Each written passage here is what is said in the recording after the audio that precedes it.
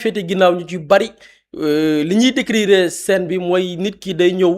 ñu def ko comme ni ko woy juram juree woon et je pense que am na sax benn extrait boo xam ne tiré d'un film documentaire bu Xalaat TV réalisé woon ñenn ci ñi nga xam ni elles sont victimes ces personnes là ci système de fouille boobu noonu nañ ci teewlu benn extrait dikkaat ci li nga xamante ni mooy ay leeral yu bees yi nga xamante nii jëwriñ gi ñu dénk wàllum yoon dikk na ci. ñu daal di may dugal fi nga xam ne foofu nag la ñuy sàggee sutura foofu laa naan foofu la ñuy lay defee nga doon zéro ak loo mënti doon ak noo mënti toll ak loo mënti sentir sa àdduna ndeysaan foofu da ngay ñëw ñu def la zéro kaso foofu mooy gën a jàpp nit ñi man ci sama yaakaar parce que nag nit ki suturaam mooy biiram maanaam li ci sa biir li ngay sàng sa yaram. asgor nga jàpp ko doo ko ci benn ruq simi ko comme ni ko ndey juree woon maanaam di la defloo ay yu ñàkk fayda loolu rek toroxal nit la kilifa quoi man matuma kilifa mais am na ay kilifa yu ñu koy def simi la maanaam di la sëqatloo daan la ay écarté la di la doya dal. maanaam dèjà foofu rek da ngay gis ne sa dignité doomu aadama dignité bi moom mu ngi commencé wàcc sa moroomu góor wala sa rakk boo xam pénitentiaire moo la koy defloo fa la mbir mi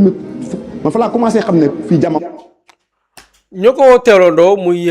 extrait bi nga xam ni ñenn la ci ñi caabi féete woon ginnaaw système de fouille bi nga xamante ni ci boo ñëwee ni lay caytoo daanaka mu nekk mbir moo xam ne daanaka xotti war ma doomi aadama la ci bu ñu xoolee la plupart des personnes ni ñu koy décrire ba tax na démb ministère bi nga xam ne moom la ñu dénk lépp lu jëm ci wàllum yoon jaare la ko ci benn ci bànqaasam muy direction générale de l' administration pénitentiaire bànqaas bi ceytu bépp kaso fii ci Sénégal ñu def benn note de service objet lettre bi nag muy interdiction de la fouille à nu des détenus à l' admission dans les établissements pénitentiaires maanaam aaye nañ fouillé bi ñuy fouillé nit ki maanaam di ko simbi comme ni ko woy juróom juree woon ñu tere ko ci bépp barab boo xam ne dañ fay denc ñi nga xamante ni caabi da leen féete ginnaaw ñu ne ñoom nag administration pénitentiaire bi ci seen liggéey ngir aar barab yi nga xam ne fa la ñuy denc ñi caabi féete ginnaaw dafay jëfandikoo yenn ci ay mbir yoo xamante ni nii xëy na yenn ci ay charte ñoo ko maye muy article 135 et 177 bu décret 2001-362 bu 4 mai 2001 bi nga xamante ni gannaaw gi amal nañ ci ab coppite bi ñeel li nga xamante ni mooy aménager yenn ci ay sanction maanaam mu dëppoog yenn ci li nga xamante ni nii yenn ci bànqaasu bitim réew jël nañ ko ba joxe ci ab lim muy les régies 50 à 52 bu règle yi nga xamante nii moo ñeel bànqaas bi nga xam ni moo boote ñi nga xamante nii mooy askan yi muy Nations Unies pour traitement bi nga xam ne yoon lañ ko jagleel ñi nga xam ne ñooy les détenus ñu koy dippee les règles Mandela ñu ne gis nañ ni nag fouille boobu noonu ab mesure de sécurité la boo xam sécurité bi nga xamante nii loo ko tax a jóg mooy protéger personnel pénitentiaire bi maanaam ñiy garder kaso yi ngir seen kaaraange ndax nit ki indaalewul lenn loo xamante ni mën naa gaañ ñi nga xam ni ñoom ñoo ko war a topp di ko caytu di càmbar la nga xamante ni mooy barab yi leen di denc ñu ne waaye nag gis nañ ni pratique boobu noonu wala poog lenn ci li nga xam ne mooy les différentes fouilles yi ñuy def ci nit ñi mu am ay méthodes yu bari ñu koy defee mun na nekk palpation maanaam lambaatu rek nit ki xool ba xam amul lu mu denc ci yaramam am na ci tamit beneen fouille muy fouille à nu bi nga xam ne nag nit ki daanaka dañuy xaawi li nga xam ne mooy suturaam ak la fouille des locaux yi nga xam ne mooy barab yi nit ñi di nekk tamit dafa am ay fouilles yi nga xam ne dañ ko fay amal ci méthodes yi la bokk des colis maanaam lii nit ñi di indi di ko indil ñi nga xamante ni caabi da leen féete ginnaaw yooyu yëpp dafa bokk ci ay mbir yi nga xam ne daan nañ ko def ñu ne nag dañ ko war a gën a humaniser maanaam ñu bañ a xotti war mag doomi aadama bi ñu ne nag de façon générale elle est humiliante loolu dafay mel ni luy toroxal nit ki dafay porter tamit li nga xam ne mooy war ma doomi aadama bi donte nag lañ ciy jublu mooy wattu kaaraange barab yi nga xam ne fa la leen di nëbb ñu ne pour cette raison elle doit s'effectuer avec tact sans brutalité dans une parfaite correction et dans le respect de la dignité de la personne humaine ñu ne nag gis nañ ni war nañ ko gën a mën a yembal mu bañ a nduru loo xamante nii dafay xotti war ma doomi aadama bi waaye tamit mu nekk loo xamante nii dafay jëm ci loo xamante nii dina sàmmonteeg nit ki li nga xam ne mooy dignitéem ñu ne nag li nga xam ni mooy fouille bi doit être effectué par un personnel pénitentiaire du même sexe di fàttali ni fouille bi ka ko war a def bu dee jigéen a ko war a fouiller bu dee góor moo ko war a fouiller ñu ne dans un souci de renforcer les droits humains ngir jëm nag ci li nga xam ne mooy ñoŋal li nga xam ne mooy àq ak yelleefu doomi aadama yi ñoom autorités yi nga xam ne ñoo ngànk état jël nañ ab ndogal ngir dakkal li nga xam ne mooy la fouille à nu maanaam di futti doomi aadama bi di ko defloo yoo xamante ni xëy na tegginewul ñu aaye ko ci bépp barab bu ñuy nëbb nit ki daanaka di ko làq jant bi ñu ne c'est pourquoi pour la fouille des détenus li nga xam ne ñeel na caytu ñi nga xam ne ñooy détenus yi moment bi leen di dugal ci barab yi nga xam ne mooy kaso yi jël nañ yenn ci ay mesures ñu lim ko désigner un cadre responsable de la fouille maanaam créer li nga xamante ni mooy conditions yi nga xam ne moo war a mate ngir def li nga xam ne mooy caytu bi aménager li nga xam ne mooy ay locaux ay barab yoo xamante nii ay box individuel la maanaam nit ki parce que am na ci yenn fouille yoo xamante ni nii dañuy jël ñëpp par exemple delfee ni leen seen waajur juree woon maanaam xale bu ndaw par exemple ñu jàpp ko ak mag koo xam ne mat na ko waajur mat na ko papa wala maam ñoom ñëpp la ñuy booleendoo ci benn barab summi leen ñu ne loolu dañ koy aaye dañuy créer ay box individuel yoo xamante ni nit ki moom kese moo fay nekk ñu fuye ko te keneen du gis la nga xamante ni mooy anam gi ñuy caytoo ndeem amul lenn loo xam ne nëbb na ko ci moom ñu ne recourir à la fouille systématique des détenus arrivant que par nécessité mu ne fouille bi tamit na nekk loo xam ne lu mënta ñàkk la maanaam bu fekkee ni daal mënul ñàkk ñu def fouille bi maanaam du nekk loo xamante ni dañ ko war a def par force surtout ci yenn anam yi ñu ne arrêter de déshabiller à nu les détenus et procéder à leur fouille en leur laissant avec leur culotte ñu dakkal lépp loo xam ne dañuy futti nit ki ba mu set ñu bàyyi ko di ko jëmale ci détenus yi la ñuy def daal mooy nit ki nañ ko bàyyi la nga xam ne mooy njiit laayam mu dend ak njiit laayam ñu def li nga xamante nii mooy fouille bi leneen li nga xamante nii doole nañ ko ci bataaxal bi mooy en cas de présomption précise d'infraction ou de risque avéré pour la sécurité et si les palpations sur culotte s'avèrent insuffisantes on peut procéder exceptionnellement à la fouille à nu lenn daal mën nañ ko may ci fouille à nu maanaam futti nit ki comme ni ko waajuram juree woon bu fekkee ni mbir ma jéggi na dayo wala nit ki présenté na ay risques yoo xamante ni wóor na ni par exemple jàpp nañ fi nit par exemple ñu ne dafa lok loo xamante ni ngir nëbb ko yooyu mun nañ def fouille à nu wala nit ki gis nañ ni ab délinquant la boo xamante ni xëy na peut-être nëbb wala làq dara jaral na ko mu def yenn yi ñu ne yooyu ay cas yu exceptionnel la yoo xam ni mun nañ procéder li nga xamante ni mooy fouille à nu ñu ne nag loolu jébbal nañ ko mi ngi entrer en vigueur ci date bi nga xam ne moom lañ ko xaatim mu yem ak fukki fan muy démb mu am ay ampliation yi nga xamante ni dem na ci ministère bi ñu dénk lépp lu jëm ci wàllum yoon les directeurs régionaux de l'administration pénitentiaire mboolem kaso yi nekk ci Sénégal waaye tamit ci wàllu archivage aussi donc ñu destiné ko mboolem ñi nga xam ni ñooy kilifa yi ci kaso yi nekk ci Sénégal gépp donc loolu lañ mën a jàpp ci bataaxal bi soxna Aminata.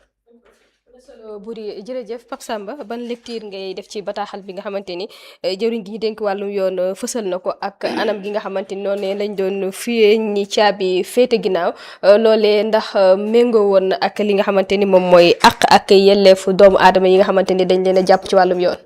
Je pense que c'est une mesure boo xamante ni mesure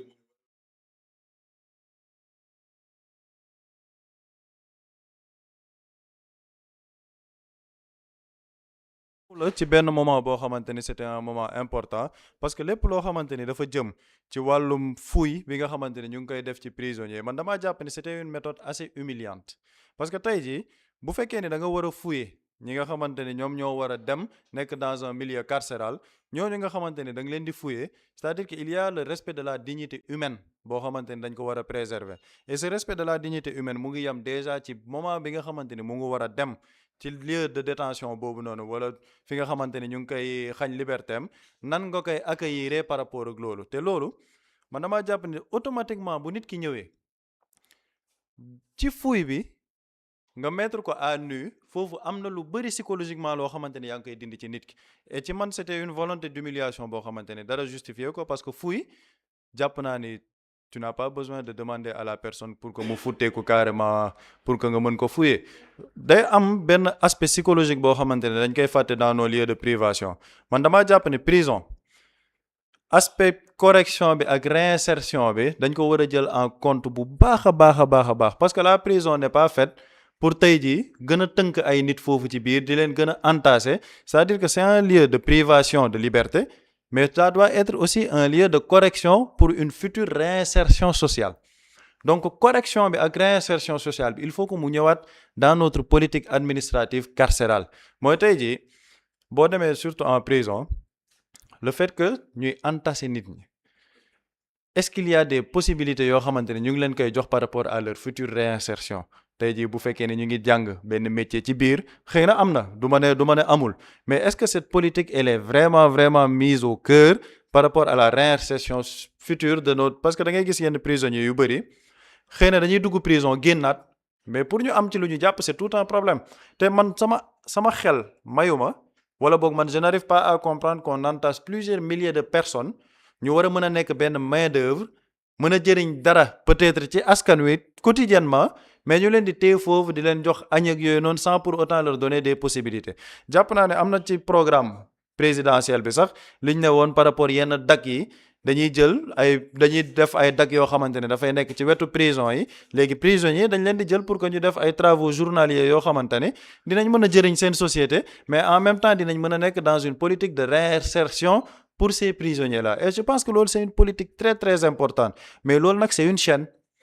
bi mu ngi commencer ci moment bi nga leen jàppee di leen accueillir fuuy boobu noonu c'est-à-dire que man musuma ko fekkee mais ci man c'est totalement humiliant nga futti nit ba mu set wécc ndax lan da nga koy fouiller pour dugal ko kaso c'est-à-dire que c'est une mesure humiliante boog je ne trouve pas gisuma pertinence bi ci nekkoon et je crois que ministère de la justice il faut saluer maître Moussa Sarr ci loolu nag parce que y a une continuité fan yële gis nañ ni ñu ne defoon na une visite nocturne pour xool les conditions de détention nit ñi niñ leen di entasser ci biir kaso yeeg yooyu il faut qu'on humanise il faut ñu humaniser suñu prison yi déjà paquetage du yoon dans une prison normale paquetage du yoon mais fii dañoo dem ba dañuy normaliser loo xamante ni c'est inhumain paquetage ci man c'est inhumain dafa nekk loo xamante ni c'est inhumain mais dañoo dem ba normaliser ko y a une légende sax gars yi dañ doon wax ne président bu ñëw du bëgg tabax prison parce que dañ ne ko boo tabaxee prison yow lañ ci njëkk a tëj mais il faut qu'on sorte de cette mentalité là il faut que ñu gën a humaniser suñu prison il faut que ñu gën a humaniser les lieux de détention yi nga xamante dañ fay yóbbu nit parce que man jàpp naa ne nit da nga koy tëj pour gàgganti ko pour préparer sa réinsertion au niveau de la société pour éduquer ko on parle de correction sax man damaa jàpp ne correction bi c'est plus de l'éducation sociale c'est-à-dire que y a l'aspect correction mais y a l'aspect aussi éducation sociale pour que tey jii bu ñu fa nekkee bu dee quelqu'un boo xamante dañ ko jàpp ci sàcc mu am des gens yoo xamante ne dañuy ñëw expliquer ko société bi lii la loi yi lii la man j'aurais bien aimé par exemple dans les prisons nit yi ñu fay jàpp ñu defal leen benn genre ñu acclimater leen ci loi yi textes yi lii la ñuy wax lii la ñuy tere jàngal leen ci yu bëri une certaine éducation sociale boo xam ne dinañ gën a mën a xam société bi nan lañ ko régérer nan la ñuy doxalee y aura toujours des délinquants li may wax ni c'est pas une mesure boo xam ne day efficace à 100% y aura toujours des délinquants mais il faut que ñu dem dans une mesure boo xamante ni dinañ gën a mën a humaniser xëy na suñuy lieu de détention et dans ce cadre là décision bi nga xamante ni le ministre de la justice maître Moussa Sarr jël na ko c'est une décision à féliciter et lu ci man loo xamante ne day dugg dans le cadre de plus humaniser nos lieux de détention surtout loolu Boury ci Pape Samba daanelee xam naa foofu lay dellusiwaat ak nekkin gi nga xamante ni si dañ koy gis ci kaso yi au-delà fouet gi nga xamante ni moom la ñuy def gis nañ ñu bare bari ñoo xamante ni si dañuy jàmbat nekkin gi xat na ci anam gu doy waar goo xamante ni moom la ñu fay nekkee parfois nit dañ ko fay yóbbu pour jubbanti ko waaye bu génnee dañuy gis ne day am yeneen comportement ak yeneen jikko yu wuute ak la ko fa dugaloon. waaw c'est ça man pour man dafa war a sax gën a yaatu déjà il faut se féliciter d'abord. Par exemple l'initiative ou bien li nga xamante ni mooy mesure yi nga xam ne ministère de la justice jël na ko et bon pour man pour beaucoup de personnes du surprise ci ñoom parce que maître Moussa Sarr vraiment personne ñi nga xam ne dañ dundoon répression et tout ñi nga xam dañ leen jàpp gaañ leen tëj leen kaso ci conditions yu vraiment yu dégradantes moom ñu ci bari moo leen doon secourir sur le plan juridique et vraiment di leen taxawul ci bu ñu waree taxaw wala boog jànkaarloog ab doyen des juges wala yu ni mel donc décision la ñuy xaar mu nekk benn jéego par rapport ak yeneen parce que Pape Samba dafa souligner les conditions de détention nit ñi ni ñuy nekkee ci biir et yu ci bari am na ñoo xamante ni duñ ko sax gëm bu ko ay nit di expliquer parce que dañuy jàpp ne lii ci xel mënu ko nangu dañuy gis parfois am kuy expliquer fi ñuy nekk yow déjà ci nekkin doomi aadama yoo xam ne yow caabi féetewul a ginnaaw mais ab néeg bu yem rek bu fa ñetti nit tëddee rek daanaka dafay xat léegi nga imaginer foo xamante nii parfois néeg yi ñuy wan sax ñetti nit bu fa nekkee xat fa ñuy nekk di leen fa denc daanaka sax foofu ko gën a tane. da ngay gis nit ñi les conditions yi nga xam ne moom la ñuy expliquer la ñuy tëddee et vraiment ay conditions la yoo xamante ni nii daanaka nitewul nitewul am na ñoo xam ne ci condition yooyu ñu nekk boo leen fa génnewul ne la kaay dem fanaan ci mbaaru xar fanaane ci mbaaru xar moo leen gënal entaché wu ci li nga xamante ni mooy les conditions yi leen di tëjee ci kaso yi. Et je pense que ay mesures la yoo xamante ni xëy na comme que ministre de la justice moom et surtout yooyu noonu parce que ministre war nañ ko di def c'est-à-dire que ay visites inopinées yi nga xamante ne nii duñ ko préparer à l'avance duñu yëgal l'administration parce que man dama jotoon dégg ci kenn ci détenu mu ne parfois bu ñu déggee ni par exemple kilifa dafay ñëw dañuy changer l'environnement barab bi dañ koy taaral donc visite yu ni mel li nga xamante ni du ñu yëglu dañuy xëy rek gis autorité bi taxaw dina permettre ñoom ñu mën a découvrir la réalité xam yan mesure lañ ciy jël et ñu gën a dem plus loin parce que Pape Samba dafa souligner lu am solo muy ki ñu denc parce que il faut savoir benn prisonnier bu ne li muy coûter état du Sénégal am na ci ñoo xam ni kaso dëkkuwaay lañ ko def maa ngi dem maa ngi ñëw wala peut-être même maa ngi dem maa ngi ñëw da nga yaakaar ni ci biti bi la bu ñuy dem kaso ne maa ngi dem kaso maa ngi ñëw mais am na ñoo xam ni bu ñuy génn kaso sax ñañ fay bàyyi mooy maa ngi génn waaye maa ngi ñëwaat seen dëkkuwaay lañ ko def pourquoi parce que chaque détenu dafa am un coût. Certes ñoom ils dépensent parfois li ñuy jëndee loolu biir kaso moo gën a cher ñi koy consommer ci biti mais dafay coûter état du Sénégal xaalis léegi xaalis boobu noonu en retour la ci état di rentabiliser amul donc loolu aussi c'est des politiques yu ñu war a mettre en œuvre mais pour man li gën a am solo sax ci état xam nga lan la qu'on se fixe des objectifs comme keroog bi ñu doon wax affaire accident yi ñu ne par exemple un ministère mun a taxaw ne par exemple campagne bi ñëw ou bien événement bi ñëw la campagne ou bien le slogan c'est zéro accident. Qu'on se dise que notre objectif mooy 0 prisonnier man xaw ma ban dëkk dama fàtte tur bi mais am na benn dëkk xaw ma ka laa dëggoon mu koy wax prison yi daanaka nit du fa nekk seen prison yi dafa wéet pourquoi parce que ñoom dañu investir ci l'humain nit parce que gis nga parfois moom la ñuy wax rek da ngay gis parfois kuy liggéey ci bâtiment ne réparation li mu lay coûter ci bâtiment moo ëpp fuuf investissement bu dee da nga nay ci investissement maanaam boo waroon tabax kër tey nga nay par exemple fay ingénieur fay maçon bu qualifié ngir mu tabaxal la fay ñi nga xamante ni nii mooy raccordement yi ñu war a def ci li nga xamante ni mooy plomberie bi et tout boo ci nayee ba kër ga pare yow li ngay def ci réparation chaque semaine nga woo am na fissure fii am na yàqu-yàqu fii dal bi nangam moo lay li mu lay coûter moo ëpp fuuf investissement bi nga waroon def te nga jàpp ni dafa cher c'est la même chose ak nit gis nga état li ñu jàpp ne bu ñu ko investir ci ndaw ñi lim ñuy coûter après yow lañ ciy dépenser ci sécurité la ngay dépenser ci tabax ay kaso la ngay dépenser ci li leen di dundal ci biir kaso yi la ngay dépenser ci ay magistrats parce que ñoom ñoo war a gérer dossier wu détenu yooyu noonu tey on te dit que état dafa war a combler benn gap ci li nga xamante ni mooy magistrats yi ñu war a am ak chaque cabinet d'instruction ñaata dossier cabinet d'instruction yi ngay dégg fii Sénégal li ñuy yor ci dossier ëpp na multiplier na la ñu waroon jot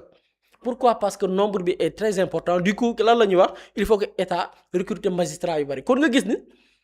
li ngay coûter ci redresser nit ki jëm ko yar créer sécurité dans les zones investiroon ci éducation jeunes yi moo gënoon moins cher que après les conséquences yi nga xamante ni boo yaru nit ñi ci métier te loolu la gis nga occupation dafa am solo ci nit occupation bu amul ci nit rek mooy nit ki après moo koy dugal ci xalaat bu ñaaw wéet da ngay xool parfois nit bu amul occupation te xalaat lu ne te pourtant boo occupé boo nekkee ci occupation yow doo xalaat leneen de wala boo paree ci occupation boobu yow tëdd nelaw ngay defe parce que la nga nekkoon doy na la sëkk donc occuper nit ñi et je pense que loolu ay perspectives la en collaboration avec d'autres ministères ñu xool naka la ñuy fexe ba investir sur l'humain nit parce que bu ñu ko defee rek gëm naa ni lu ñuy investir ci sécurité li ñuy investir ci kaso yi liñ ne état mi ngi ñuy coûter ci li nga xamante chaque détenu li muy coûter état du Sénégal bu ñu ko investir ci nit ñi rek gëm naa ni lu ci baree bari duñ ko dégg et on a des modèles on a des références gis nañ ci ay modèles yu bari yoo xamante ni tey c'est des modèles de réussite donte dëkk boo ko tuddee tey ñenn ñi nañ ne non même domaine yooyu noonu ñu ngi fay dégg ay njombe mais bariwul ay exception lay nekk donc yooyu yëpp c'est des modèles yi nga xam ni war nañ ci référé wu pour que naam kaso mënul ñàkk mais au moins lim ñuy coûter délinquance lim ñuy coûter insécurité lim ciy coûter bu ñu ko investir ci nit ñi gëm naa ni suñu réew yi dina jéggi lu bari ci li nga xam ne ñu ngi koy jàmbat ci ay jafe-jafe. ñaan rek yàlla suñ borom def képp ku fa nekk jamono ji mu génne la ba nga delluwaat ci sak njaboot xam naa li ñu cërale woon ci waxtu jeex na ma bàyyil nag nga jaare fa tàggatoo. waaw soxna Aminata toujours di macha allah ci. Muslay Immo Sénégal moo ñëw taxawu leen indi ay saafara ci jafe-jafe yi ngeen di dund ci wàllum immobilier yow mi bëgg a jënd terrain yow mi bëgg a jënd kër wala tabax jokkool ak Muslay Immo da nga am sa kër bëgg ku la ko terrasseel wala nga am sa tool bëgg ku la ko lotiseel defal la ko ay terrain Muslay Immo daf leen koy jàppandil gunge leen ci anam gu mucc ayib ku am sa kër itam te nekkoo ci biir réew mi bëgg ku la ko toppatool gérer la ko Muslay Immo moo ci gën a gaaw gën ci wóor yow mi bëgg a defaraat sa kër wala nga bëgg a toxu te bëgg ku la ko nettoyer ba sax nga bëgg a defar plan architecte plan béton armé wala nga soxla ay conseil ci wàllum immobilier contactel Muslay Immo Sénégal ci 77 887 25 13 77 887 25 13 man ngeen itam abonné ci seen YouTube bi di Muslay Immo Sénégal ngir yeneen i xibaar ak Muslay Immo Sénégal jaaxle jeex na ci wàllum dëkkuwaay. Quand l'immobilier devient une évidence, contactez-nous.